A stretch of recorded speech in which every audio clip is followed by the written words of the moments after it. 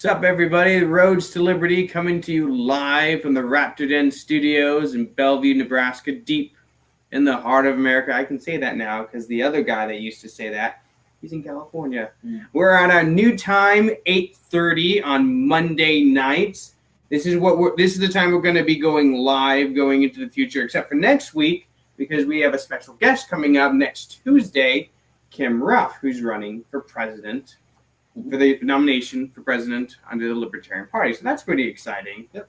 Don't know anything about her at all. Yes. So we'll learn a lot next week. From what I've been able to gather, she has been on a hiatus the last year or so from politics to focus on other things.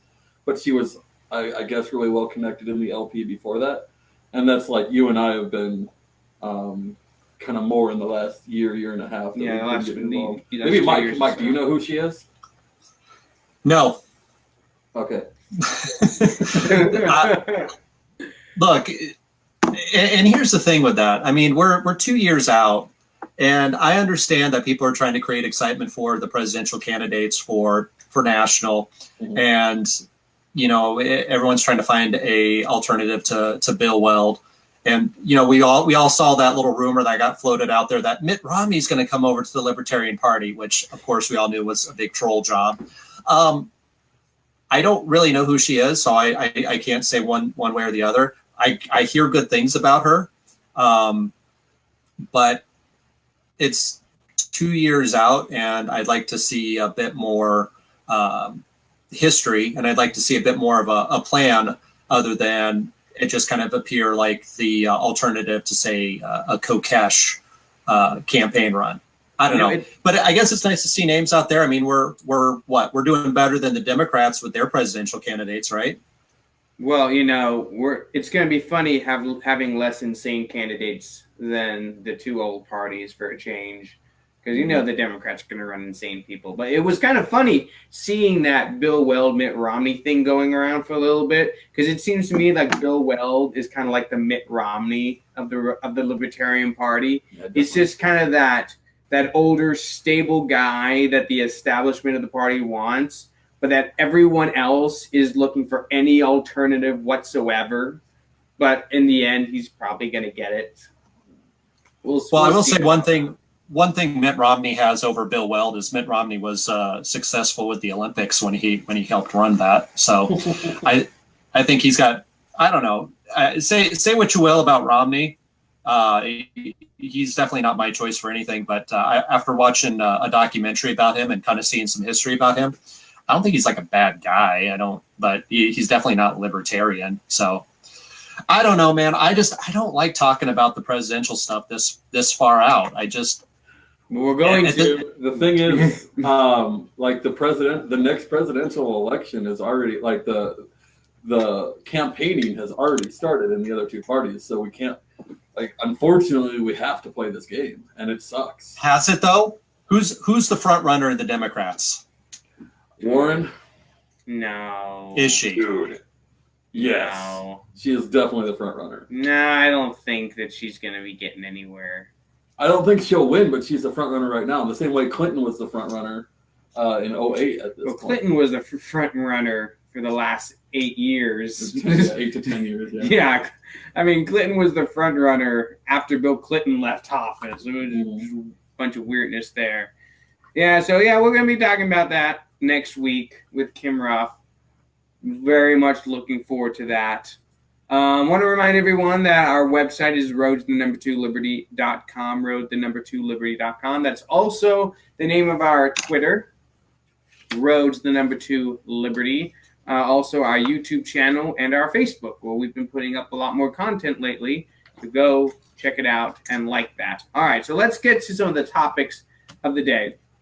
So I had an epiphany this last week, and it happened while watching that sad, pitiful display that the alt-right put on in Charlottesville, where a couple dozen alt-right dudes... It was actually in Washington. Was it in Washington? Yeah, the Unite the Right rally. The one that was just a couple dozen dudes marching down the street, this sad, pathetic little display surrounded by Proving what we have cops. all been saying, that it's not a real movement and no one actually cares but the media. And they were flanked by the cops the whole way down. They had thousands of protesters yelling at these 30 dudes. Was it even that many? I don't know. Yelling at I heard it was 26. 26. They could get an exact count. 26. There were so few, we were able to count them all. So yeah, real quick, Nathan. I heard I think it was CNN covering this, and they said estimates are under 40. And I was thinking, okay, if they're under 40, can't you just go one by one and actually count these guys and give us a specific number instead of saying under 40? That's one of the big. They probably couldn't get that close to them because all the Antifa folks protesting would have thrown rocks at them. Like they were actually doing. But anyway, yeah, I had this epiphany. And in the same way that lefties freak out over the alt-right, which isn't really a threat in any way, shape, or form. It's not really a thing. They use a bazooka to shoot at this ant, and it just amplifies it. In the same way that the left does that, I've seen libertarians and the Libertarian Party amplify another sort of threat that isn't really that big a deal, that exists mainly to troll, that exists mainly to make actual libertarians angry. And I'm, of course, talking about the Libertarian Socialist Caucus. I want to jump in for a second. There are really cool libertarian socialists like Kevin Shaw who hate that caucus because they're not libertarians. Because he is, and they're not.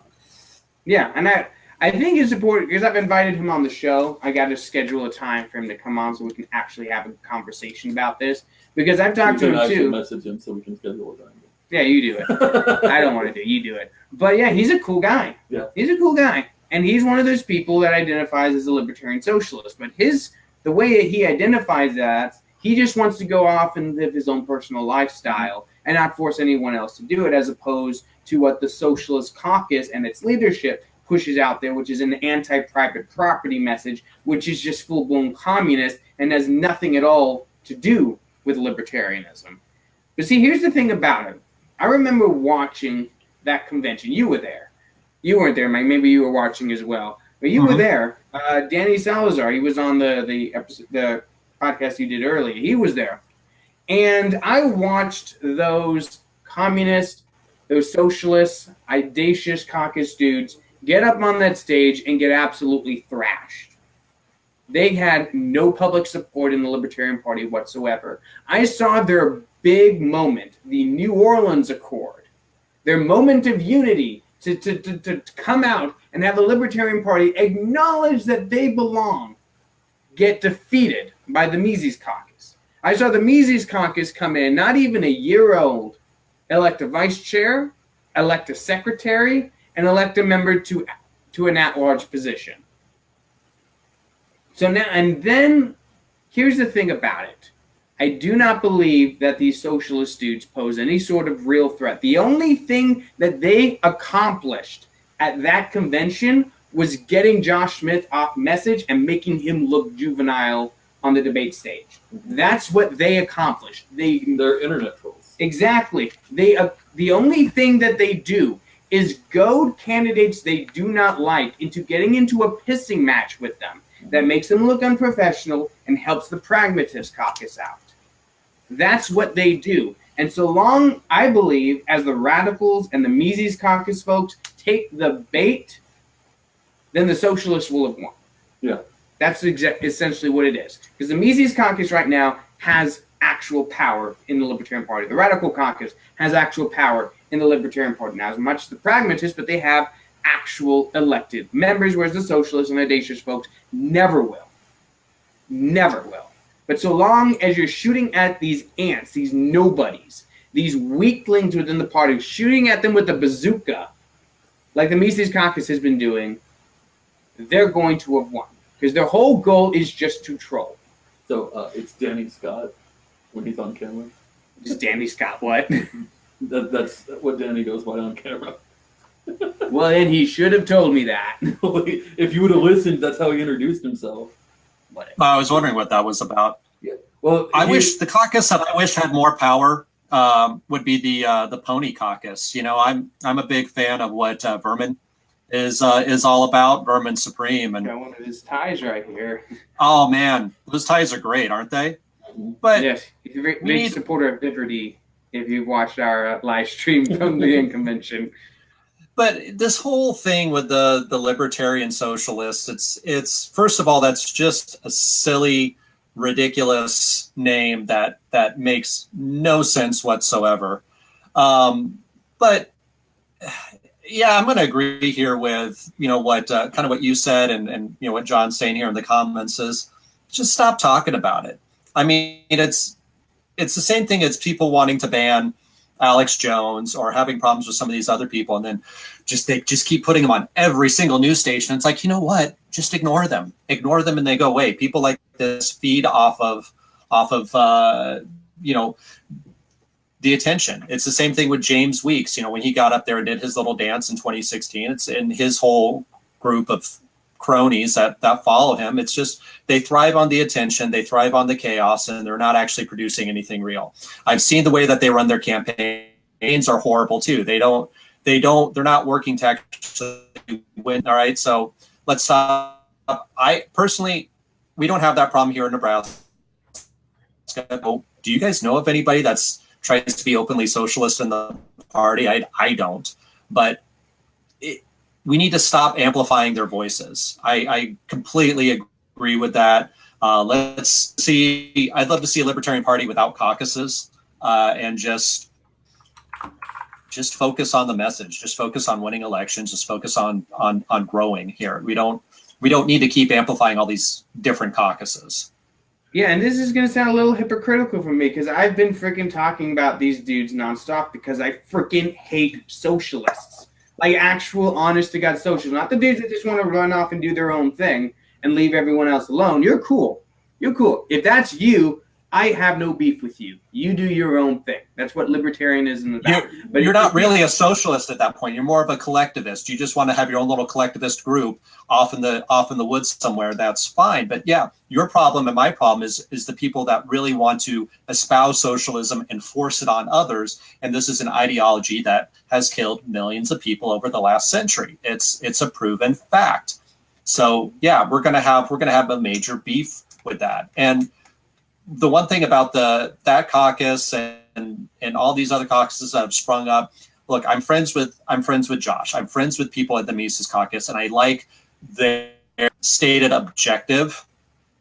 And I will be supportive of a lot of people in there.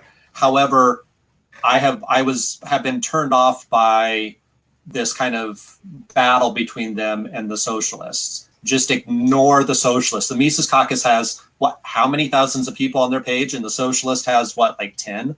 Just most of the people who follow the socialist page are hate following them.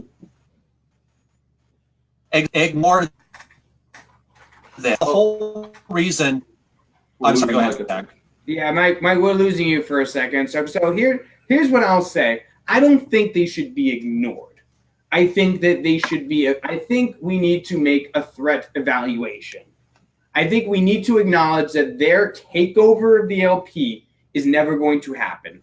Their candidates for chair, vice chair, secretary, treasurer, they're never going to win a thing. That's not the battle that needs to be fought because that battle is already won and it's never going to be lost. The battle that needs to be fought is at the candidate level. When socialist candidates run for office, there needs to be an actual libertarian running in a primary against them. That's where the focus needs to be. Because nobody cares about these dudes running for chair, vice chair outside of party insiders. Joe Blow voter doesn't even know about this stuff. And he doesn't care. What he cares about are what our candidates are saying. What he cares about is what candidates with that L next to their name, the viewpoint that they're espousing. And if we can deny them that platform, it doesn't matter if they're on stage preaching their socialist crap at conventions. That stuff doesn't matter. If they're denied the platform as a candidate, that's when we know we've beaten them. And that's where So- the Mises Caucus, the Radical Caucus, freaking Pragmatist Caucus, they should be on board with this too. Run primary candidates against anyone espousing a viewpoint that is anti-private property. Run Yes. candidates against them and beat them. Deny them Yeah. that platform and they will disappear. 100% right, Nathan. This is something that we faced here going into the primary with our senatorial candidates. Is we had somebody that was going to run as a libertarian that was clearly not a libertarian. And so we had another candidate step up, Jim Schultz, that was going to go against him in the primary. And what will happen, you'll probably find out a lot of these libertarian socialist guys, is if we get a Mises caucus or we get a radical caucus guy that's going to run against him in the primary, the libertarian socialist guy will probably step down and not even worry about going because he knows he's going to lose. The only reason he's going to try and run for a seat like that is if he's unchallenged.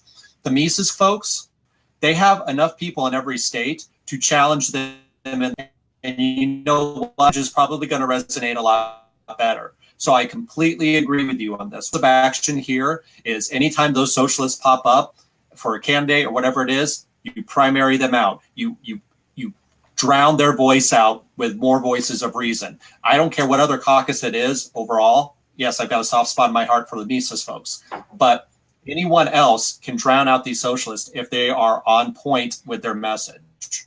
So I'm going to play devil's advocate here a little bit. A lot of these guys are in Michigan, and you can't put a candidate against all of them because why not? There are not enough libertarians in Michigan to hit every House seat, every state Senate seat, all of their big races. There just aren't the people to run there yet. We don't have enough real libertarians in that state because a lot of the actual activists in that state are the weaponized autism caucus and the socialist caucus. See, here's the thing, though. I disagree. Not all the socialists are actually running for office. Like, there's like the biggest example, Matt Kummel. He's running for Congress. All you'd have to He's do running for state house. He's running for state house. All you have to do is find one libertarian that lives in that same district as his and run against him. All you have just find. There's got to be one. You know, find five. Find five who are willing to write a paper candidacy only. And in 2020, that's probably a lot more doable. Right now, we're still growing. We wondered if we were going to be able to protect our ballot on this run through with the crazy guy. And in 2 years, I don't think we're going to have that problem. No. Like we'll be able to protect our ballot just fine. But in 2016 and 2018, a lot of our state parties don't have those enough activists, enough people who can even come up with the money to run. Because like we have pauper candidates, but can you do that for state house in Michigan? I don't know. I don't know what the rules are. Well, that's what the state chairs of these various caucuses in Michigan, in Arizona, wherever the case may be, that they need to figure that out. And I wish them all the best of luck. You ignited this fight in our comment section. Oh no! Oh no! You know what? I will say. The same two people who've been fighting the whole time. What? I see Josh Smith. Love you, Josh. You're my dude. I just disagree about this to a degree. I have the comments turned off, but I will say this. If there is a group that has sprung up with the Libertarian Party over the last year or two that can candidates and help support them, I firmly believe that the Mises Caucus has the ground team. They've got the social media presence. And look, I wasn't a fan of Michael Heist when I first talked to him, right? Mm-hmm. But over the course of the time, I've come to see more of what he's doing. I still have a couple of disagreements, but I've come to, I think, respect more about what he does. And I did apologize to him, and I said, look, I may have been a little bit rough with him when we interviewed him on the podcast, but in talking with him, I respect what he's doing. I consider Josh a friend. Now, they can lay down an appropriate amount of groundwork and teamwork to take on whatever seats in Michigan, I think. And think in 2020 that's what we will see. I just want to see from and status I from everything that was happening nationally. But you're laughing, Zach. What are you laughing at? No, it's keep going. He's reading the comments probably. Oh, okay. I kind of took a step back from national because I just don't want to get into that. I mean, we've got a lot of stuff that we're trying to do here. I just want to be talking about unity at a national level. I would like to see that from all of the people that are speaking on a national platform, and less snark from certain individuals. I'm just saying you less. can drop names. Here's the No, thing. Yes, Zach, go ahead. If we are going to put out a statement saying the alt-right and white nationalists are not welcome in our party because they're a bunch of collectivist assholes, and that is the right statement to put out, when the person who spearheaded that votes against a resolution to say the same thing to socialists, that, like, I already thought the dude was a hypocrite, but that just smacks of hypocrisy. And here's the thing. Even if I wasn't completely on board with the resolution, him jumping into this really upset me. I think we have a shitty chair. Here's the thing about that. Here's the thing about that is that the resolution itself, people framed it as though it were a purge. That's not what it was. Nobody was going to get kicked out of the party if it passed. Nobody was going to have their membership revoked if it was passed. Nobody was going to be kicked to the curb if that resolution passed. What would have happened was all these violent collectivist socialists who are pretending to be libertarians, these communists, the violent communists would have been refuted, is what it was. They would have been told in no uncertain terms the Libertarian Party supports private property, not just property which they can misconstrue and pretend to mean something it doesn't. No. We support private property, which means if I own a factory, you don't have the right to steal it from me. If I own land, you don't have a right to steal it from me. That's the only thing that that this motion would have done. And they want to somehow say it's a purge for whatever reason. It's dumb. It's not a purge. These motions are wasting time though, and it's, look, when we have our state meetings, Nathan, I think we've got a really good size of people. I mean, and even when we talk to stuff with Rose to Freedom Foundation or whoever it may be here within the state, for the most part, I think there's a cohesiveness, and we're able to set goals, and we're working towards some good things here over the next 6 months. I think we don't get weighed down in all of these little motions and all of these little statements. If we're going to have a press release or we're going to have a statement very specific about what's going on in the state, I'd like to see that at a national level. Like I'd like to see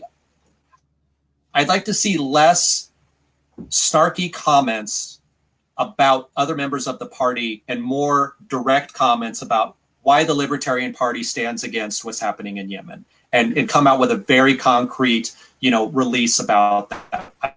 I'd like what the Libertarian Party stands for as it pertains to still the Federal Reserve, not just simply in the Fed, taxation and theft, but why. The Libertarian Party at the national level seems to be reduced to these hashtags and these catchphrases. And I want to see more meat. It's a reason why we distance ourselves at times here, for better or for worse, is because we want to be shown as somebody that's going as a party that is going to be standing on the same stage with the older two parties and being successful and coming out with hard stances on certain things. And so while these resolutions may play well with certain members of the base and they may, create a lot of infighting, they're not helpful overall. And I've been really, I will try not to speak bad about people here. Even with my disagreements, like I said, I consider a lot of these people friends, but we need to come together on this. You know, we need to stop just talking about bot immunity, which is a weird phrase, and show how we're actually going to do this. I don't know. I feel like I'm preaching. I don't want to be preaching at you guys. I'm fed up. I left a whole bunch of groups over the last week. I shut down from various chats because it's just focus on what we can do. We're 3 weeks away from 3 months away from an election here. You know, we've got candidates that can win at a county level, at a state level. Other states have the same thing. Let's focus on that. Let's focus on the message. Let's stop trying to divide people that are already volunteering and working their asses off for the party in various states. All right. Segue. Speaking of candidates, we have a candidate down in New Mexico that we have to talk about. Did you see the poll today, Mike, that came out? Yeah, I did. I also saw the tweets from Elizabeth. All right, well, let's take about this one thing at a time, though. So a recent poll came out in New Mexico. There's the first one with our candidate in it. Exactly. It's a three-way race between Democrat Martin Henrik, Libertarian Gary Johnson, and Republican Mike Rich. Who? Mike Rich. Yeah, I know. But here's the really cool thing about it. The Democrat came in at number 1 with 39% of the vote. Gary Johnson came in second with 21%. Mike Rich is down below 15% at 11%. And there are 30% that are undecided. So we do not even need to pull from the other two. We just need to scoop up undecideds. No kidding. This is an amazing thing that's going on in New Mexico right now. Gary Johnson is the first libertarian candidate for Senate that I can remember that has a legitimate shot at winning an election. I want to put out a plea here, Republicans. Stop stealing our Stop votes. stealing our votes. Pull out of this race. We cannot afford, with everything that is on the line and socialism on the rise, we can't afford to let the Democrats have this seat. Pull your candidate out, damn it. This is the most important election ever. We can't allow third-party candidates to be a spoiler. Republicans, you're the third party here. This is a really hilarious thing. Republicans and Democrats are both coming after Gary Johnson. They see the threat for what it is. Because this isn't just about losing an election to an opponent. This is about losing an election to a third party, which opens up the floodgates to future libertarians actually winning elections like this. This brings legitimacy to the Libertarian Party on a national level that we have not ever had, which is huge. This is a huge thing. And it's funny, I was seeing it was a Gary Johnson fan page. It was talking about Mark Rich saying that he'd be happy to debate Gary Johnson, and his reply was, well, it looks like, I'm sorry, you're under 15%, so I don't think we can allow you in the debate. So sorry. Yeah, we only allow viable candidates in the debate. We're going to use the Omaha status on this one. Yeah, it doesn't look sorry, like pal, you don't have a reasonable chance of winning. You are down by 10%. You are 30% behind the leader. We can't allow you into debates. You'll just be a spoiler. Damn it. I love being able to say that to Republicans. They're such freaking hypocrites when it comes to this. Yeah. So if there was the thing I've been running around saying, like, just to troll Republicans lately is Larry Sharp had a thing where he was like, we're going to take your voters. We're going to stab you in the back and you're going to slowly bleed out and die as a party. And so I've been doing hashtag bleed out every time Republicans start talking. That sounds like a feminist hashtag. Bleed out? Oh, dear. You would go there. Hashtag free bleed. And we have gone to that level. It's funny. It's funny that the Republican in this race is comparing Gary Johnson to Bernie Sanders. Saying, he has more in common with Bernie Sanders than he does Republicans. And here comes Elizabeth Warren coming at him from the other direction, saying he's dangerous to working families. He's against the minimum wage. Ooh. I don't even know if he's against the minimum wage. That's him. The minimum wage. Look, I like Gary, but the minimum wage sounds like a Gary Johnson thing. It sounds like one of those things that he'd be waffling on. Yeah. Say, well, no, I just don't think it should be raised. That sounds like something he'd probably say. Anyway, what do you think, Mike? You know, I had to laugh when I saw the Elizabeth Warren tweet about him. I mean, that just shows that libertarians as a whole are really at the cusp of doing something awesome here. And, you know, so I was kind of wondering, Gary gets elected. Who do you think he would caucus with? Who do you think he would find more in common with once he's in DC? Or would he just be kind of like that lone crazy guy, like a Bernie Sanders out there? I mean, where do you see him? Caucus with the Democrats, even though he was right. independent. But I don't think either party would let him caucus with them on, like, for more than an issue or two, and I think he would be okay with that. I think you would probably see him hanging out with, like, Rand Paul and. See, I don't even think he would, because Jerry Johnson hates Donald Trump, and Rand Paul has been very chummy with Donald Trump. Rand Paul has been a missionary to Donald Trump. Well, I know that, but I don't think that's how Gary Johnson would see it. I think Gary would work with Rand. I think there's that possibility, and that would be pretty awesome. I hope they would. If Gary wins and he's in the Senate, I hope he would work with Rand Paul. I just don't know if he would, because of that relationship between Rand Paul and Donald Trump. Mm. I don't think I don't know if it would work that way. And look, there's a ton of races this year that are very important for the Libertarian Party. Of course, Gary Johnson. There's Lori Sharp out in New York. There's Laura Epke here in Nebraska. Brandon Finney out in New Hampshire. And Caleb. Yeah, and Caleb. Oh, is he running for re-election this year? They're on 2-year cycles. They both have to run every 2 years. Yeah. Well, what I was hearing is that his seat is more safe than Brandon's is. Kind of, yeah. So, yeah, I mean, of course, yeah. I think Brandon it's funny because Caleb's the anarchist, but Brandon's the one that takes the most heat. And I don't exactly understand that. I think it's because Brandon is a lot more.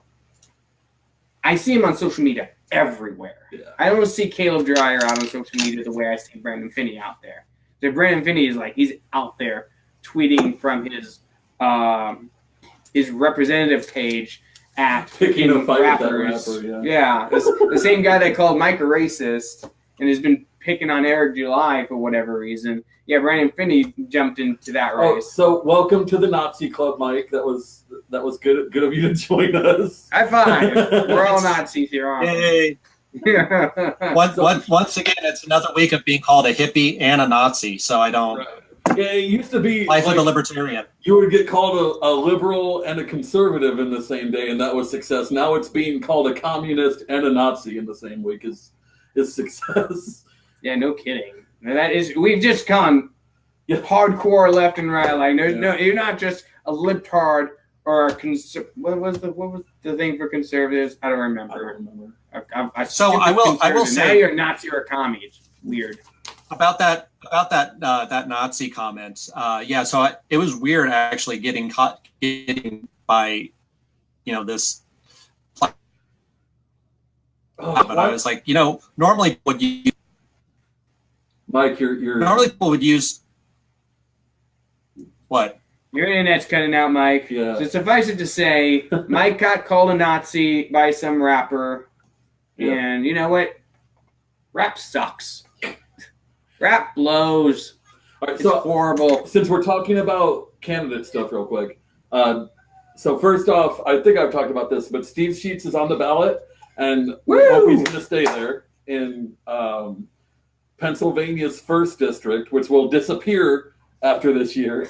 Weird. Yeah. So he can't run for re-election. No, if he runs, whatever he's going to run for again is going to be a different district. They have some issues going on in Pennsylvania right now. And George Hendrickson in South Dakota started getting invited to debates. And he's doing that with a shoestring budget.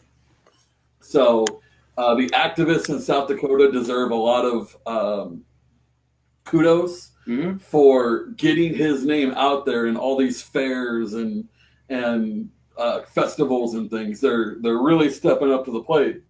Yeah, absolutely. I mean, getting into debates for libertarians is no small feat. Yeah. And we say all over the country, libertarians are being denied debate access. It's not just the presidential debate. Jim Schultz, our candidate for Senate, he wasn't invited to the Omaha World Herald debate at the state fair. And despite all our petitioning to get him on that stage, they refused to allow him on because he cannot win. Yeah, and maybe one of the reasons he cannot win is because you refuse to put him on a debate stage where we can make the other candidates look silly. But you know what? Whatever.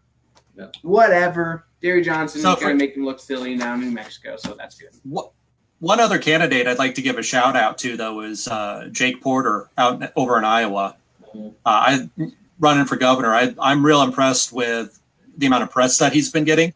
I don't know if you guys have been seeing this, but he gets a lot of stuff within the Des Moines Register, and he's running a really good race. I think he's got a good shot there in Iowa. So I definitely don't want to leave him off of this discussion.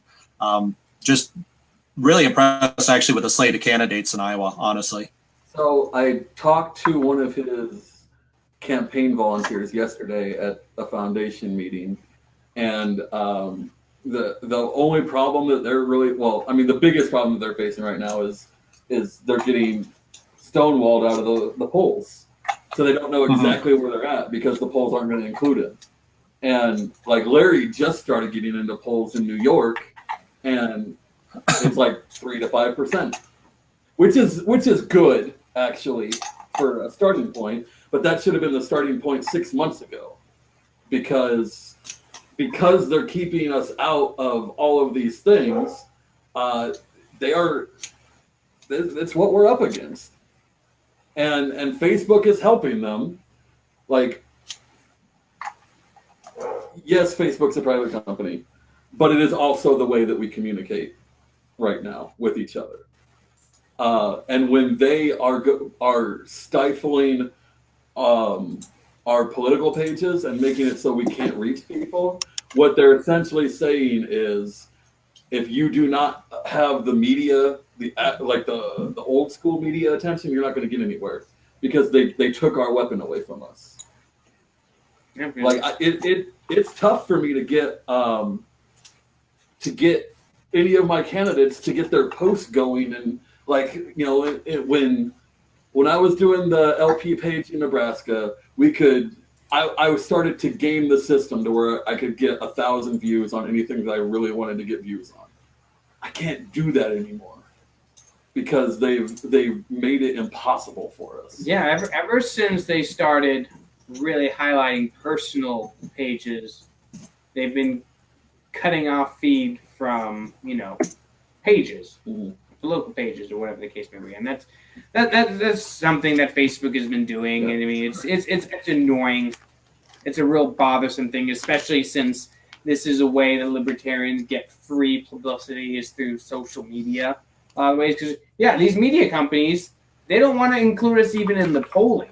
Yeah. So it's one of those things that's just really, really bothersome. All right. So is there anything else you guys want to talk about in regards to the candidates and Gary Johnson? I could talk for hours about any of this stuff, but I know you guys got other ideas that you want to talk about. So, okay. Well, there's one other topic that we really wanted to cover. We wanted to cover the topic of police brutality. Shocker. Our favorite topic, it seems like. Not because we enjoy talking about it, because it's always freaking happening. All right. So police in a town called Chatsworth, Georgia, on August 10th, tasered an 87-year-old grandmother who doesn't speak English and was out and about with a knife picking dandelions to cook a meal with. Now, that's a little weird. I don't know anybody that makes food with dandelions, but apparently it's a thing. You've never had dandelions too? No. Have you? No, but I've heard of people cooking it. That's weird. Freaking Scots and their dandelions. Well, I mean, we were constantly being robbed by the English of any and all food sources. I figured you guys would eat thistles or something. Yeah, you can boil those. Really? Holy crap! You can. No wonder Scotland's not known for its food. I try to tell Ben this all the time. The English took all of our resources, so we learned to eat dirt. But they're not known for their food either. You ever eat English food? It sucks. It's because they took food from Scotland. It's because he took all the food from Scotland and Scotland's food sucked to begin with.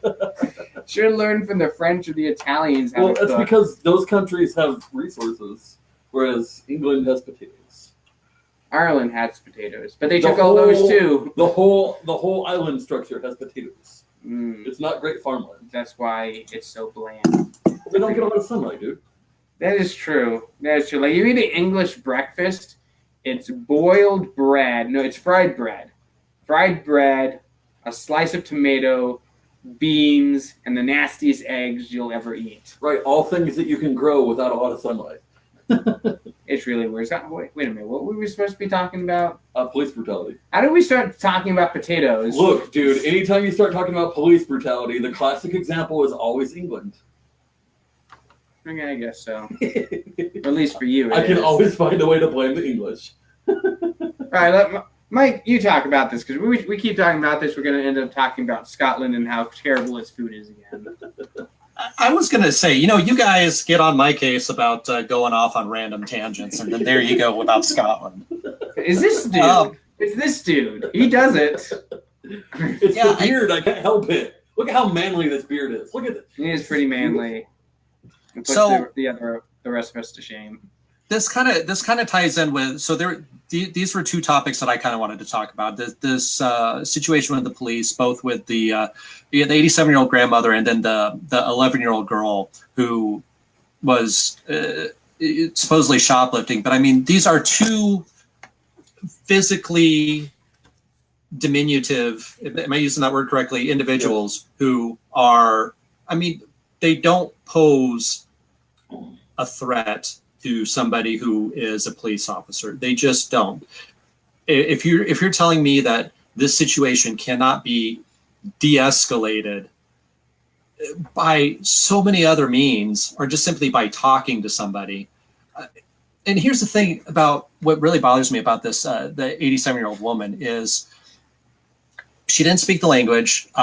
There was, talk that she does have a little bit of dementia. I mean, this is an individual that we talk about wanting to protect from abuse in, elderly homes and things like that, and from medical professionals. And here we've got somebody that's supposed to be serving and protecting who uses, they say tasers are non-lethal, but let's face it, sometimes they are lethal, who uses that kind of excessive force against somebody who had a steak knife that she was cutting down dandelions. Are you kidding me? But this ties in with something that we kind of got going on here in my town, is that they're talking about city budgets, and we're spending a bit more than we should. Shocker, that's what most cities, states, governments do. And the fire department isn't happy because they don't have the budget to pay for all the firefighters. They've been lacking on fire trucks and medical response equipment. So I mean, Bellevue just over the last decade switched from a volunteer to a paid fire department. And the reason that a lot of their budget stuff's kind of going down is because they're spending more money in the city on things like green initiatives. And then you look at what the police budget is, and then you see situations like this across the country where you're just like, why are we still continuing to fund departments like this at these types of levels when they're going to use these weapons against 11-year-old girls and 87-year-old grandmothers? And we've got, individuals and fire departments who don't have everything that they need, that actually go out there and do serve and protect. And look, I know it's not a libertarian thing to say that we've got to fund some services, but let's face it, I subscribe to the Ben Backus theory here. You've got to fund some basic services. There's got to be some basis there for the government, and say that, okay, what Ben says, that you have nice roads so that you can go home and poop in your house and you can flush it and it actually goes somewhere. Poor paraphrasing of it. But I think even if you talk to some of the more staunch anarchists, they'll say, yeah, a fire department, whether it's a volunteer, whether it's, some sort of, you think of some sort of voluntary way to pay for these folks, they're going to serve a hell of a lot more of a purpose than a police force that's becoming increasingly militarized, and you keep seeing force being used like this. Yeah, It sickens me. So John is saying, we just had a 75-year-old woman thrown in jail for a city fine for trash on her property. yeah, because that's reasonable. Just throw an old lady in jail for having trash in her property. I here in feel Nebraska? safe. I feel very safe now. Thank you. Yes. Thank you, police departments. I mean, here's the thing about it. Yes, tasers can be lethal, but even when they're not lethal, those things hurt. You ever been tased before? That is not a pleasant experience. Did you get tased during why did you get tased? Well, when I was stationed in Mildenhall, we got tasers, and everyone was trained in them. Now, it wasn't mandatory that you get tased by them, but when you're the very last person and everyone else has got tased, you don't want to look like a little bitch who's going to be the only one that doesn't get tased. So I'm like, all right, I'll get tased. So they hook them up to my ankles, right? And they tase me. It takes like 10 seconds. And the current goes up one leg, crosses over, and down the other, and that bitch hurt. See, I was like the last person in line to go into the gas chamber. So you have to do it in basic. But Oh, it was when you're worse in than your the unit, gas chamber. everyone else is going in like, okay, we're going to go in without our masks on. I'm like, it's not required. I'm not. And everyone's like, don't be a bitch. I'm like, no thanks. I was perfectly fine being the one person smart enough to not do that to myself. I'm going to say, the way we did it, everyone went into the gas chamber with their masks on, and they took them off while they were in there. Right. And then they had to give a reporting statement, and then they let you leave. Yeah, in basic, that's basically how we did it. Mm-hmm. But in our unit, we just had to go in there with our masks and then come out, and then they would let you go back in without your mask. God, those dogs. Yeah, I wouldn't do that a second time if I didn't have to. Yeah. Screw that. But Did you do it a second time, Zach? I know I refuse to go back in. Oh, Like, what's the point? Okay. I already know what it smells like and what it burns like. Why? I would rather go back into that gas chamber than get tased again. Getting tased is no joke. And for an 87-year-old woman to get tased, there's no reason for it. no, there's absolutely no reason for it. And it's I mean, here's what the police said in regard to this. In my opinion, it was the lowest use of force we could have used to simply stop that threat at the time.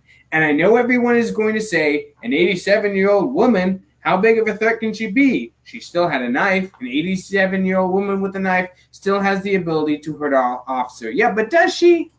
Does she really? Whatever. I mean, how spry is this lady?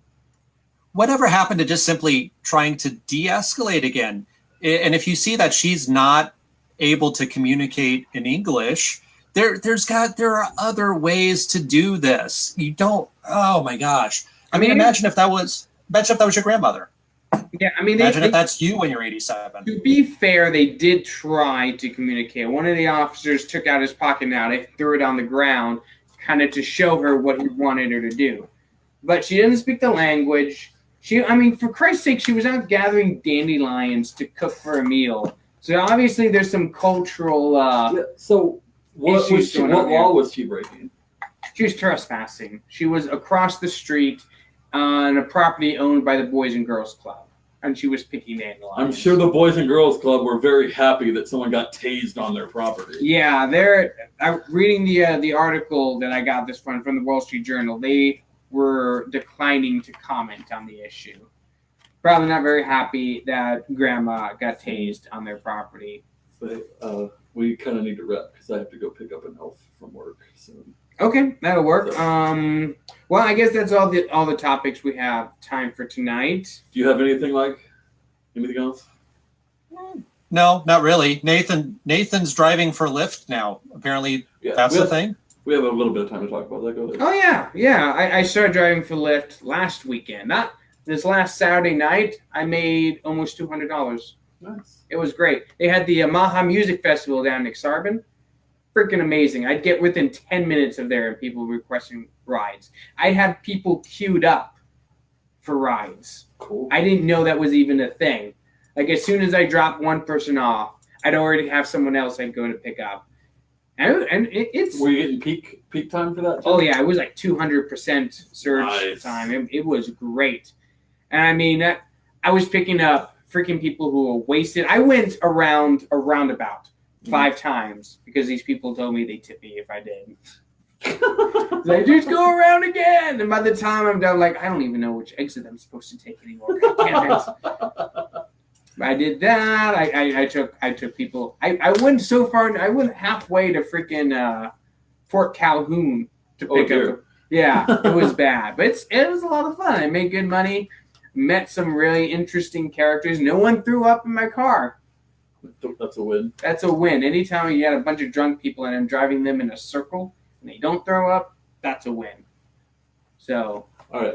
So I want to give a special thanks to all the people who filled up our comment section on this one, and we've been having that happen more lately. So thank you very much. That helps us with Facebook's terrible algorithm problems. Mm-hmm. And all the people who have been sharing Nathan's really pathetic memes. They're good memes. You're the real MVP. They're good memes. You hush your face. Mance likes his memes.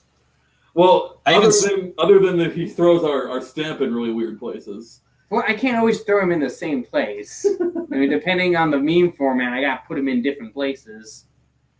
Anyway, send us home. Anyway, okay, remember, everyone, our website is roads2liberty.com, roads2liberty.com. Follow us on Twitter. That's roads2liberty as well. That's the name of our YouTube channel as well. And our Facebook page, Roads to Liberty, and on mine. So, all right, everybody, thanks for stopping by for the Roads to Liberty crew.